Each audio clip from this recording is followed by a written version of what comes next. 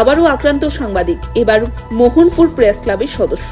স্থানীয় একটি বৈদ্যুতিন সংবাদ মাধ্যমের চিত্র সাংবাদিক সুজিত নন্দী আক্রান্তিত হন। সংবাদ সংগ্রহ করতে গিয়ে আক্রান্ত সুজিত আক্রান্তিত হন বলে অভিযোগ। দুষ্কৃতীরা লাঠি সোটা নিয়ে তার উপর আক্রমণ করে, ছিনিয়ে নেয় মানি ব্যাগটি।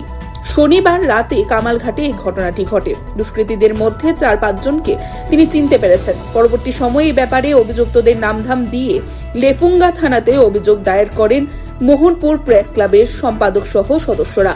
বিভিন্ন মহল থেকে এই ঘটনার নিন্দা জানানো হয়েছে। পুলিশ এখন দুষ্কৃতীদের বিরুদ্ধে কি পদক্ষেপ নেয় সেটাই দেখার বিষয়। লেফুঙ্গা বিএসের আন্ডারে একটা অ্যাক্সিডেন্ট হয়েছিল, তখন যখন আমি এই জায়গাতে যাই নিউজ কাভার করতে জন্য, তখন এখান থেকে যেটা সব ফুটেজ সব লই, তখন আমি একটা স্থানীয় একজন লোকের জিজ্ঞাসা যে কী ঘটনা কী হয়েছে। তখন সঙ্গে সঙ্গে আমার কইতেছে, তুই কইতে গাইছ কি সেই কই এসে আমার লগে লগে লাঠি টাঠি আসলো, এরপর দিয়েছে রড টড, এবার আমার হেলমেট টেলমেট ফালাই এটালে সব কিছু। স্থানীয় অনেক লোক এদিকে আসলো এবং স্থানীয় যেই যে ভাইস চেয়ারম্যান যে কি জানি সঞ্জিত দাস, ওনার সামনে হয়েছিল ঘটনাটা, তাই এই ঘটনাটা সব জানে। Bureau report, CNE TV. CNE TV, channel for news and entertainment.